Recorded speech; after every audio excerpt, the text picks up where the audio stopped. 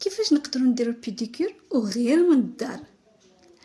اول حاجه هي نوجدوا ماء دافئ يكون كيميل للسخونيه، نديروا فيه شويه ديال الملحه، شويه ديال الطريفات ديال الحامض و3 المعالق ديال الخل العادي، الخل الابيض، ونزيدوا عليهم معلقه ديال بيكربونات الصوديوم.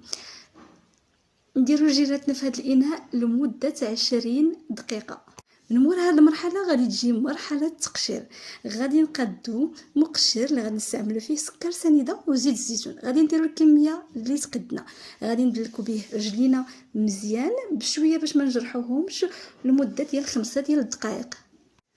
وبطبيعه الحال نقطعوا ضفيراتنا ونحكوهم مزيان ونحيدوا حتى الجلد الميت ونغسلوا رجيلاتنا مزيان.